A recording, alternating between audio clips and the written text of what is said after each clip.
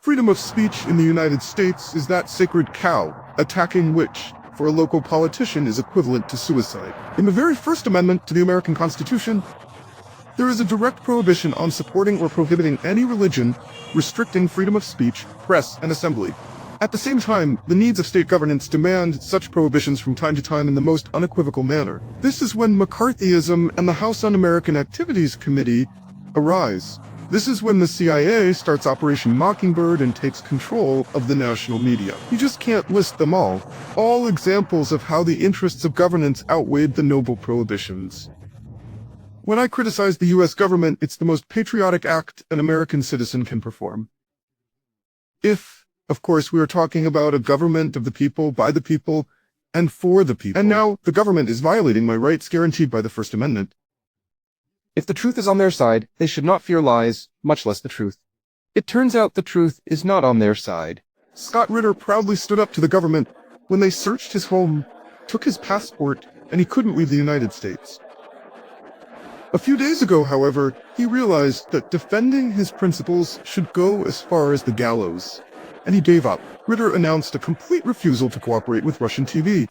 One can understand him. Another American, Dmitry Simes, along with his wife, risks ending up in jail for about 60 years. For the same reason, for working with Channel 1. Simes, by the way, is a dissident of Soviet origin. Remarkably, he couldn't end up in jail in the evil empire, but in the empire of good, he had real chances. But fortunately, he returned to Moscow in time. He is accused of violating sanctions. During his cooperation with Russian TV, Simes received a salary. This means he sold goods and services to the Kremlin, bypassing the American authorities' ban, and participated in illegal financial transactions. It is quite likely that in court, the ex-dissident would have fought off the charges, but litigating with the government is always a suicidal risk. And Simes decided not to pull the tiger's whiskers, especially since a campaign of total persecution of Russian media and everything related to them has begun in the States. The Justice Department makes it clear. We will not tolerate attempts by authoritarian regimes to exploit our demographic situation and our democratic system of governance. We will tirelessly and persistently oppose attempts by Russia, Iran, China, and any other malicious actor to interfere in our elections and undermine our democracy. The company Russia Today was accused of trying to influence the outcome of American elections. Allegedly, information dumps were made through 32 websites, with a combined audience of several hundred people. $10 million were spent on a coup in the States. Even artificial intelligence was involved. By all indications, only a miracle saved the 250-year-old democracy. Meanwhile, the other day, Putin personally interfered in the American elections by complimenting Kamala Harris. Now, the Washington prosecutor's office probably has more criminal cases than it can handle. As for the claims against Russia Today, they will likely follow a well-trodden path. Previously, during election campaigns, Donald Trump was declared a Kremlin puppet, or rather an FSB agent. After the elections, the accusations turned out to be nothing, but they surely served to scare off the most timid voters. Simes is already being called not only a Russian propagandist, but also a former Trump advisor. It's unlikely they remember old Donald by accident. As for the US fight against RT, this time it looks particularly determined and systematic. The American deep state and intelligence agencies have always participated in the persecution of Russian media and those who worked with them in the United States. But in this case, we are talking about such a well-developed information campaign with the involvement of American intelligence agencies. Thoroughly, of course. And therefore, this whole manipulative story, in my opinion, stands out even among the general number of absurd steps with its absolute madness.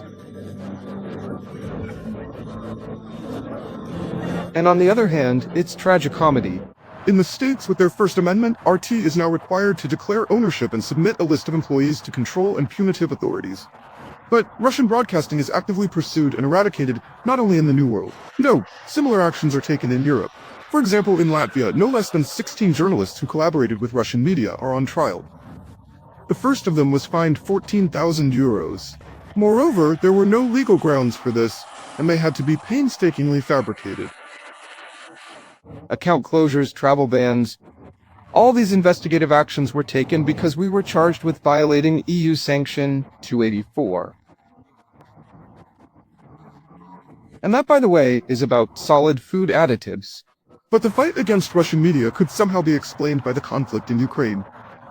However, there is also a process of total control over internet freedom. The person chosen for a show trial is Pavel Durov, who has been stuck in Paris for a long time.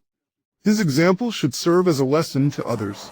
The Telegram messenger is in a marginal position in Europe, but everyone perfectly understands the messages addressed to Zuckerberg with his Facebook, Musk with his Twitter, as well as Signal, WhatsApp, and other media. They all started to understand too much about themselves. And here's what, for example, the French Figaro writes.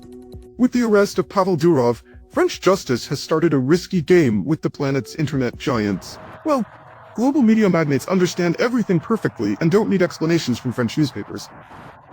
Already on the eve of the last American presidential elections, censorship in the States was in full swing. Mentioning the Biden's Ukrainian deals or the younger one's drug addiction was forbidden in social networks, let alone in newspapers. Zuckerberg hasn't admitted this publicly yet, but he recently confessed to COVID censorship. I am sure that government pressure is bad, and I regret that we were not honest about this issue. Apparently, in the first world, they realized that a fist is much more effective than the most threatening hint. Why all these clever CIA programs with the slow organization and covert control over information dissemination, as it was during Operation Mockingbird? Direct threats of fines and imprisonment discipline people involved in news dissemination much better. It seems that soon the First Amendment to the American Constitution will finally become a monument to the untimely deceased freedom of speech. Deceased everywhere and forever, all over the planet. Oleg Romanov on the main broadcast.